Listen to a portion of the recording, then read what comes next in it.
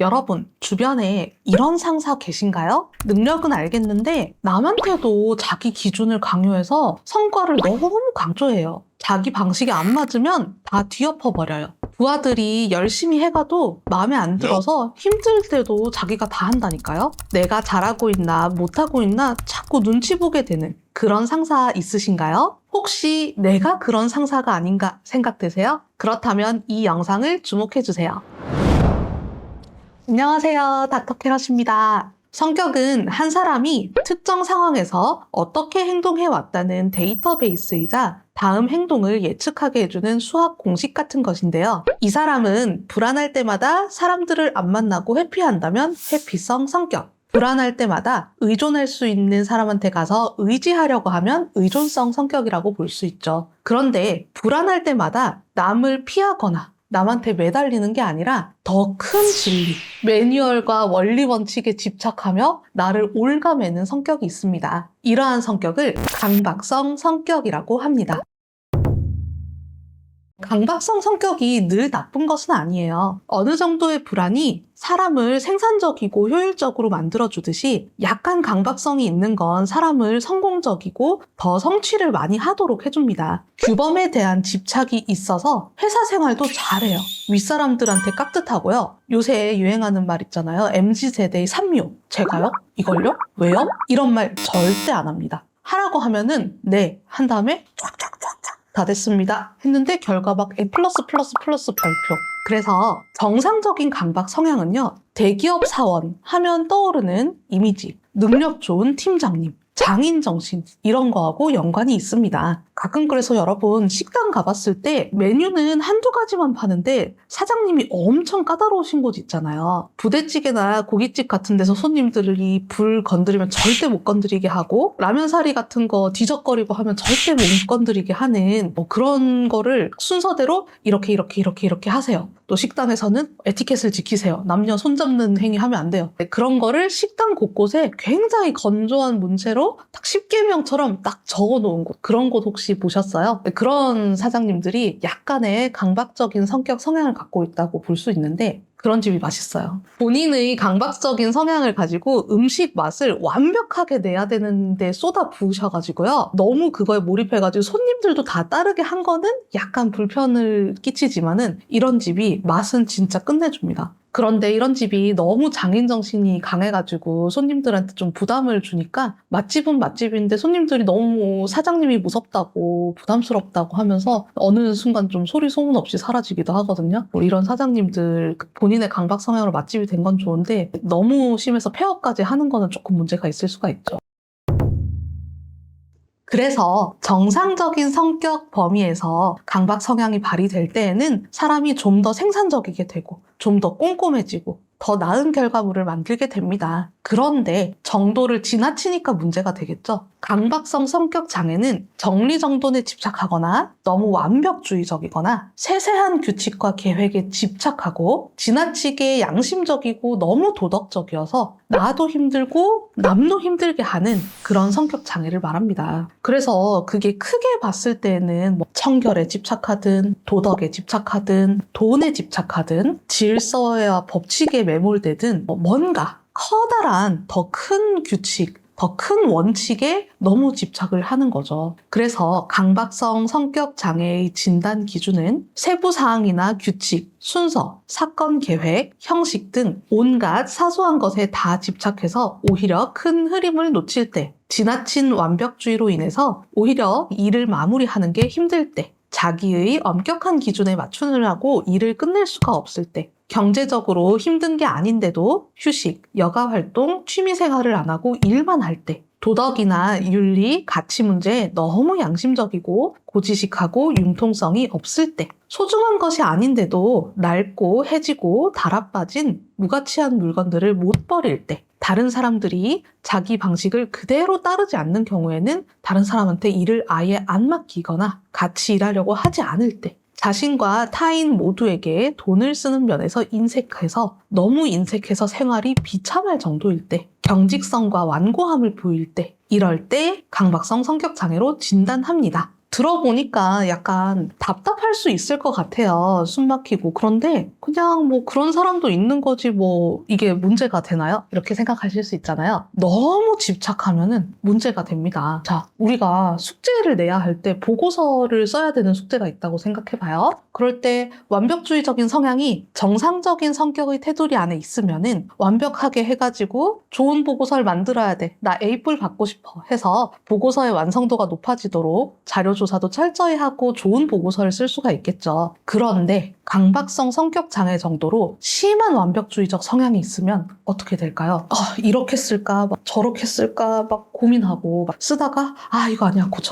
지금까지의 내 자료에 반하는 의견이 나왔어. 다 엎어. 이걸 전부 해봐라. 이런 걸 고민을 하다가 자꾸 고치고 찾아보고 하다가 마감 시한을 놓쳐서 그냥 빵점 이렇게 될 수가 있는 거죠. 이렇게 지나친 집착으로 일의 생산성이 떨어집니다. 그리고 본인만 손해를 보는 게 아니에요. 완벽주의적인 성향이 지나치면은 다른 사람들한테도 자기 기준을 강요합니다. 특히 배우자, 자녀, 가족들이 너무 힘들어요. 만약에 사춘기에 자녀가 나 공부하기 싫어 이렇게 반항하잖아요. 그러면은 보통 엄청 속상하지만 우리 자녀 입장에 공감도 되고 마음도 아프고 얘가 무엇 때문에 그러나 이러면서 같이 들어보고 해결하려고 노력을 할 거잖아요. 그럴 때 강박성 성격 장애가 있는 사람은 어떻게 할까요? 사춘기 일탈에 대해서 이해하려는 마음이 없어요. 너 지금 때가 어느 때인데 네가 지금 이럴 때야? 너 이럴수록 너 성적만 떨어져. 이 세상은 계급사야. 넌 피라미드의 아래층으로 떨어지는 거라고. 네가 지금 중학교 3학년이잖아? 수학 진도가 고등학교 2학년 것까지는 선행을 해야지. 그리고 선행을 한 다음에 심화 문제를 풀고 최상위급 문제를 풀고 정답률이 90%가 나온 다음에 7월부터는 과탐을 들어가야 돼. 물리 1,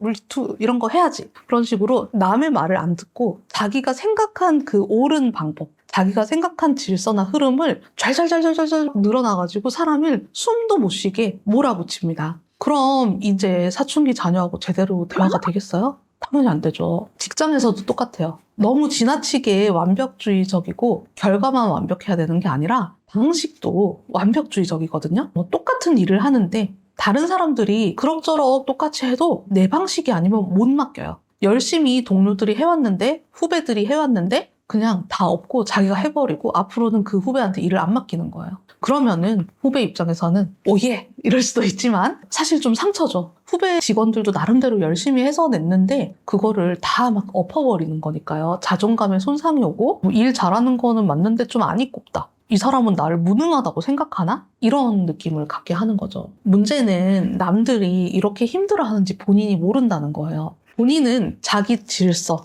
자기만의 완벽함 이런 거에 너무 젖어들어 있어서 자기 생각에는 모든 게 조화로워요. 자기 세상에 조화를 거스르는 거는 다 오점이고 자기 세상에 뭔가 문제가 생겼다? 내가 잘못한 게 없어. 남이 다 잘못한 거예요. 자기 마음은 편하겠죠? 자기만의 방식이 유지되기 위해서 다른 사람들을 정말 쉴 새 없이 괴롭히게 되고 자기는 거기서 열심히 일하면서 지내다가 참다 못 참은 주변 사람들의 쿠데타가 벌어질 때 그때 병원에 오게 됩니다. 부하 직원들이 반기를 들면서 저 이분하고 일 못하겠어요 한다거나 배우자가 당신 이럴 거면 나랑 갈라서 이렇게 한다거나 아니면은 휴가도 반납하고 계속 일하다가 공황 발작 생겼을 때 이럴 때 병원에 오게 됩니다.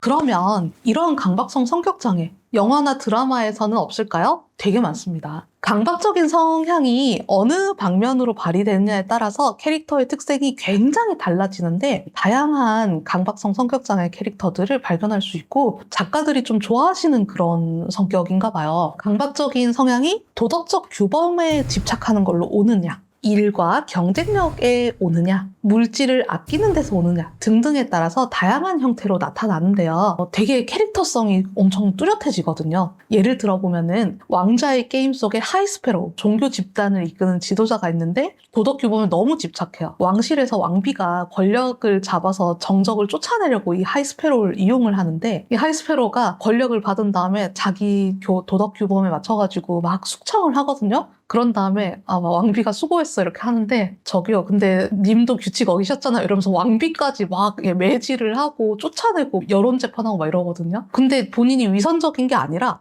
자기도 집착을 넣으면서 자기도 막 허름한 거 입고 빈민굴에서 생활하고 막 이러거든요. 도덕규범에 너무 집착해가지고 본인도 완전히 그 규범에 젖어들어가지고 아주 비참한 생활을 하면서 고통을 함께 나누는 거죠. 그까지는 괜찮은데 자기 뜻을 실천할 수 있게 도와줄 사람한테 인간적으로 자기를 좀 도와줬으면은 약간 그 좀 물렁해질 수도 있잖아요. 그런 거 없이 가차없이 적용을 해가지고 결국 자기도 복수를 당해서 멸망해버리는 이제 그런 캐릭터. 강박성 성격장애. 그 다음에 또 돈을 너무 아끼는 캐릭터는 대표적인 사람 한 명 있죠. 자린고비. 기억나시죠? 자린고비. 귀한 생선 너무 아껴야 돼. 천장에 매달아 놓고 자, 보면서 먹어. 한 숟가락에 한 번만 봐. 두 번 보지 마. 매달 때 만진 며느리가 아버님 제가 생선 만지고 솥에다가 손 씻어가지고 솥에 물에 생선 향이 가득해요. 이렇게 자랑을 했어요. 그랬더니 며느리를 막 혼내면서 야!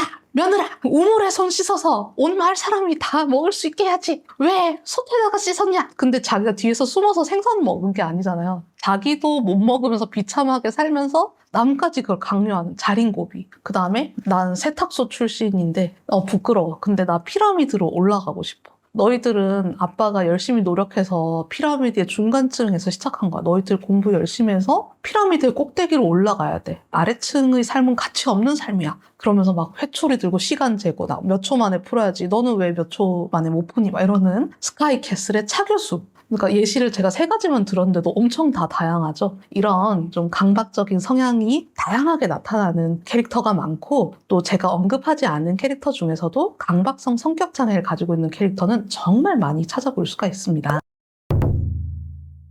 그러면 강박성 성격 장애 치료는 가능한가요? 어떻게 치료할까요? 일단 제일 중요한 건요. 강박성 성격 장애가 있으신 분들은 딱 봐도 규칙, 규율 이런 거에 집착을 하니까 감성보다 이성에 훨씬 집착하시는 경향이 많으세요. 그래서 이분들이 치료의 필요성을 못 느낀다고 했잖아요. 근데 누가 끌고 와서 치료를 하게 됐을 때 치료를 할 마음이 먹었잖아요? 그러면 또 이분들이 갑자기 공부 모드로 들어갑니다. 어떻게 치료를 하면 되죠? 제가 뭘 하면 되죠? 몇 시부터 몇 시까지 뭐 할까요? 몇 분 동안 할까요? 막 이렇게 매뉴얼에 막 집착하세요. 중요한 건 이제 그게 아니거든요. 매뉴얼로 치료하면 안 돼요. 제일 중요한 거는 이성에 치우쳐서 잊어버린 감정 되살리기. 이성, 기억, 공부 이런 게 자꾸 컨트롤이 할 수 있는 거잖아요. 컨트롤, 설명, 암기 이런 거를 안 하고 감성을 살리도록 하는 그런 과정이 필요해요. 자기 감정의 신호를 깨닫고 자기 자신의 감정을 존중하고 그런 게 너무 필요해요. 그래서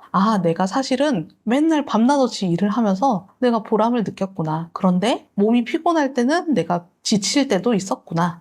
내가 매뉴얼에 집착을 하는 게 사실은 제대로 살지 못하고 있는 것 같은 불안 때문이었구나. 내 자신의 감정을 알게 되면은 내가 이런 행동을 할 때 저 사람은 이런 기분이었겠구나. 다른 사람들의 감정으로 확장을 할 수가 있는 거죠. 또 하나는 흑백 논리 극복하기. 100점 아니면 0점 이라는 감정이 마음속에 숨어 있어요. 95점 받았다. 막 이렇게 울거든요. 100점이 아니면 의미가 없게 느껴지기 때문이에요. 그래서 100점이 아니라 한 개 틀린 거는 사실은 96점인데 내 마음속 세상에서는 그게 막 0점이고 하늘이 무너진 것 같은 그런 마음을 느끼는 거죠. 그래서 이걸 극복을 해야 됩니다. 96점 받았다. 나 망했어. 이런 말 금지. 객관적인 수치를 말해보는 거예요. 나 오늘 25문제 중에 한 문제 틀렸네? 너무 속상하다.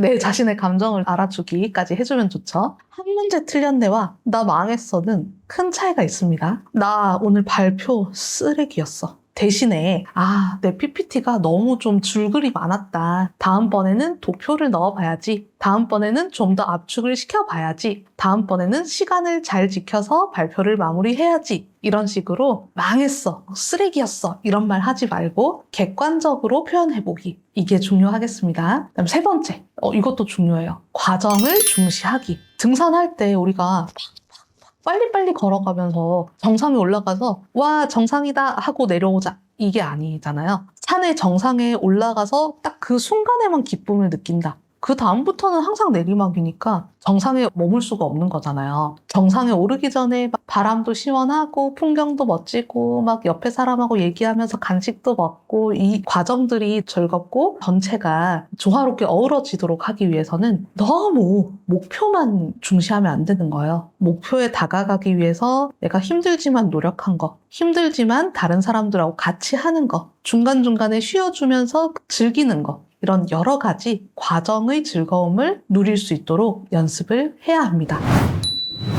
네, 제가 준비한 영상 여기까지인데요. 재밌게 보셨나요? 내 주변에 이 친구가 너무 답답하고 이해가 안 됐는데 알고 보니 강박성 성격 장애였어요. 우리 엄마가 생각해보니까 강박성 성격 장애인 것 같아요. 제가 강박성 성격 장애인 것 같아요. 이런 분들 제가 아까 말씀드렸던 이 3가지 잘 기억하시면서 일상생활에서 조금씩 여유와 즐거움을 찾아보시길 바래요. 그럼 저하고는 다음 시간에 또 만나요. 안녕!